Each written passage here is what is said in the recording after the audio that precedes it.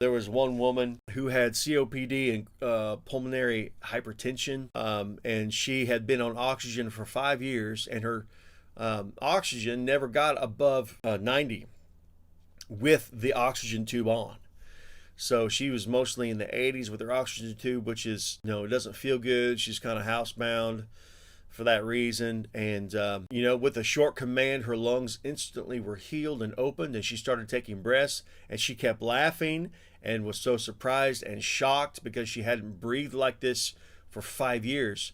And I said, and she was telling me the story about her oxygen levels. And I said, do you have a meter? You can go test it right now. So she's like, yep. So she went inside, grabbed her oxygen reader. It's got a big digital readout. And she she breathed out onto that thing, or however she did it. I think you breathe into it. Regardless of how you do it, I don't know anything about that stuff. But she showed it to me. It said 96. So she went from living for 5 years in the 80s and never going above 90 to instantly at 96 because she was able to breathe.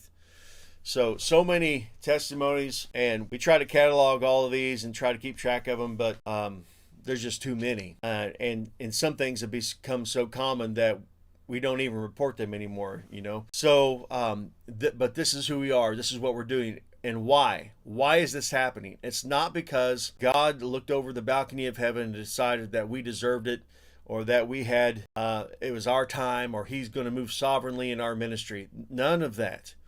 These things I'm speaking to you are what Jesus said would follow. These are signs that follow a believer. We began to believe. We became believers. I don't know what else to tell you. My wife and I referred to it as, 4 or 5 years ago when we got saved, and we have been saved since 96. But we got saved again, and even in those years coming up since 1996, I was the most zealous person I knew. I fasted so much they called me the juice man.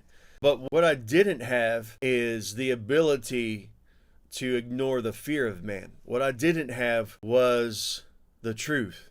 If you don't have the truth, you can't believe. If you don't know the will of God, you can't have faith.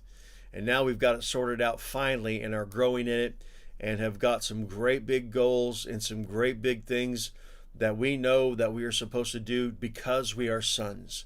The sons of God have got a mission. We've all got the same will of God for us, the same mission. Our courses in life are different. Where we live and where we work and all of these things are different from each other, but the fruit is to be the same. The fruit is and the works are to be the fruit and works of Jesus Christ.